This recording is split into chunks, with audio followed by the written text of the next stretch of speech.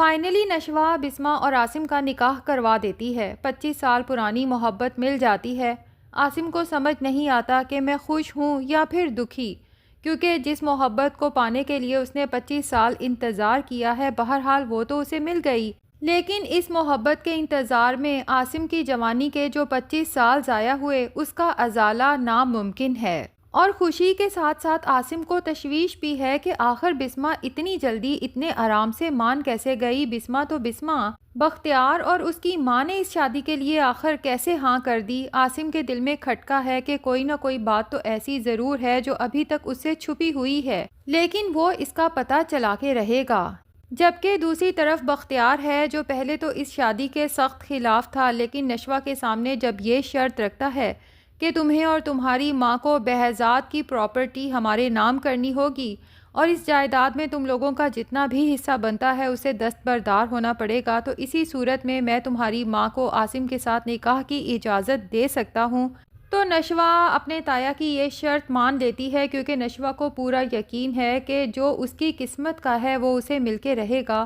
اور دوسروں کی قسمت چھین کے کھانے والا انسان کبھی خوش نہیں رہ سکتا۔ اب آخر بسمہ اور عاصم کے نکاح کا دن آ جاتا ہے، جبکہ نشوہ اپنی ماں کو خوب دلہن کی طرح سجاتی ہے، ہاتھ میں مہندی لگاتی ہے، کیونکہ وہ اپنی ماں کے سارے ارمان پورے کرنا چاہتی ہے۔ لیکن جب بسمہ کی رخصتی کا وقت آتا ہے تو نشوہ کی دادی کہیں نظر نہیں آتی۔ اب سدرا جب اپنی ساس کے کمرے میں جا کے دیکھتی ہے تو وہ اپنے بستر پہ دراز سوچوں میں گم پڑی ہے، جبکہ سدرا کہتی ہے کہ اماں جی، بسمہ کی رخصتی کا وقت آ چکا ہے، سبھی لوگ آپ کا پوچھ رہے ہیں اور انتظار کر رہے ہیں، میں نے آپ کے کپڑے بھی تیار کر دیے تھے، آپ جلدی سے چینج کر کے آ جائیں۔ لیکن نشوہ کی دادی کو تو یوں لگتا ہے جیسے بسمہ اور عاصم کی شادی اس کی بہت بڑی ہار ہے، اس لیے سدرا سے کہتی ہے کہ تم لوگ جسے بسمہ کی رخصتی کہہ رہے ہو نا، میرے لیے وہ بسمہ کا جنازہ ہے، میرے لیے آج وہ مر گئی اور میں غیر لوگوں کے جنازے میں شرکت نہیں کرتی۔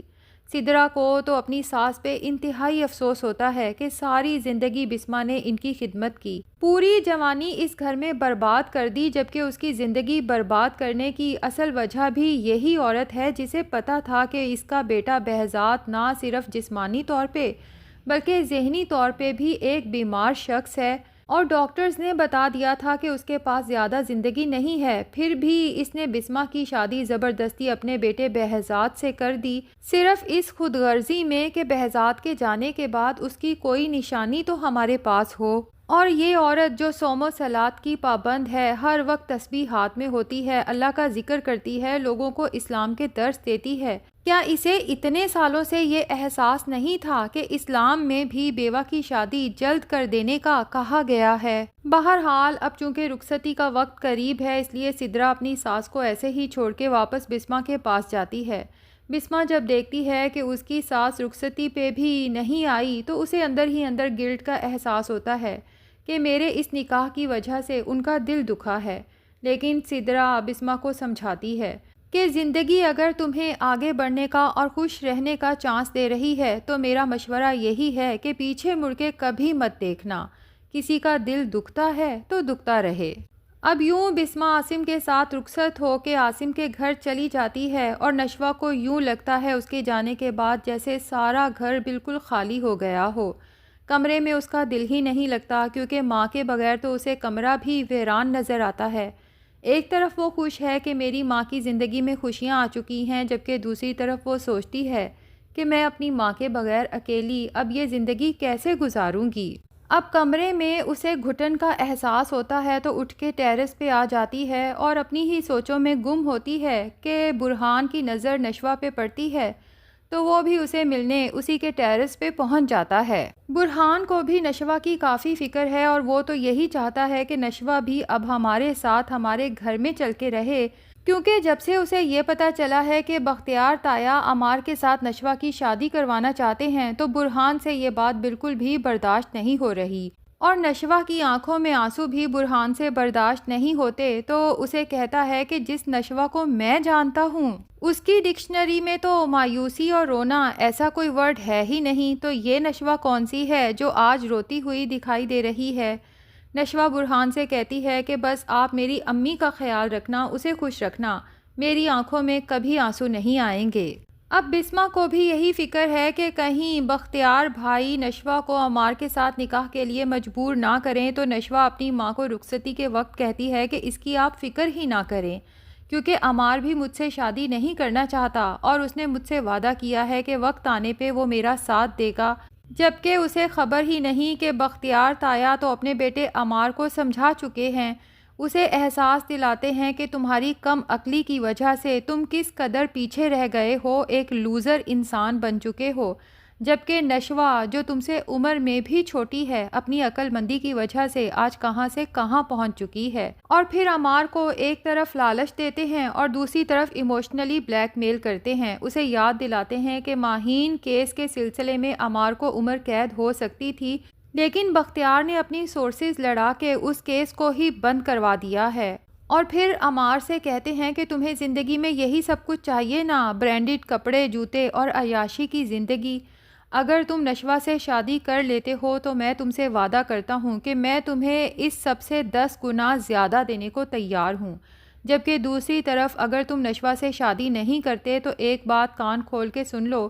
کہ نشوہ ابھی تک جو تمہارے ساتھ تھوڑی اچھی بنی ہوئی ہے نا، یہ سب صرف تب تک ہے جب تک بسمہ اور عاصم کی شادی نہیں ہو جاتی، جیسے ہی ان دونوں کی شادی ہوگی تو یہ مت بھولنا کہ ماہین کا لائر یہی برہان تھا جو نشوہ کے ساتھ ہوتا ہے، تو بسمہ کی شادی کے بعد یہ لوگ اس کیس کو ری اوپن کر کے تمہیں سزا دلوانے کی پوری کوشش کریں گے۔ ہاں، اگر تم نشوہ سے شادی کر لیتے ہو تو پھر وہ مکمل طور پہ ہمارے کنٹرول میں ہوگی اور وہی ہوگا جو ہم چاہتے ہیں۔ تو اس طرح سے عمار، جس کا اپنا تو کوئی دماغ ہے نہیں، بالآخر اپنے باپ کی باتوں میں آ جاتا ہے، کچھ لالچ کی وجہ سے اور کچھ ایموشنل بلیک میلنگ کی وجہ سے۔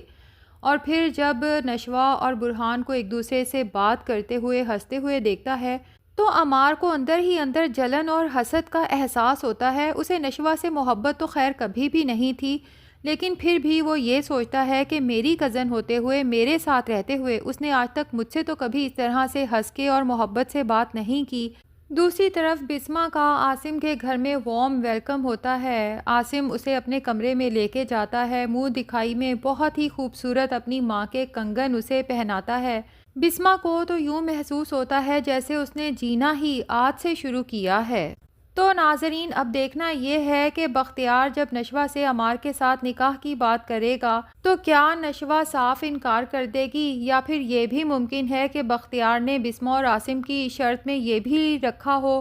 کہ اپنی جائیداد ہمارے نام کرنے کے ساتھ ساتھ نشوہ کو عمار کے ساتھ نکاح بھی کرنا پڑے گا، جبکہ نشوہ یہی سمجھتی ہے کہ میں ہاں کر دیتی ہوں، عمار خود ہی انکار کر دے گا، لیکن اب بختیار عمار کا بھی مائنڈ میک اپ کر چکا ہے اور عمار بھی اس نکاح کے لیے راضی ہے۔ لیکن اگر ایسا ہوتا ہے اور بسمہ کو یہ پتہ چلتا ہے کہ نشوہ نے یہ قربانی صرف اور صرف اپنی ماں کی زندگی میں خوشیاں لانے کے لیے دی ہے تو بسمہ کو اپنی خوشیاں بھی پھیکی لگنے لگیں گی۔ ایسے میں عاصم اور برہان نشوہ اور بسمہ کا کس طرح سے ساتھ دیتے ہیں اور کس طرح سے اس عمار اور بختیار کو کنٹرول کرتے ہیں، یہ سب ہمیں آنے والی ایپیسوڈز میں پتہ چلے گا۔ فی الحال تو اس بات کی خوشی ہے کہ فائنلی بسمہ اور عاصم ایک ہو گئے۔ تو ناظرین، آپ میں سے کون کون بسمہ اور عاصم کی شادی پہ خوش ہوا ہے کمنٹ سیکشن میں ضرور بتائیں۔ ویڈیو پسند آئی ہے تو لائک اور چینل کو سبسکرائب بھی ضرور کر لیں۔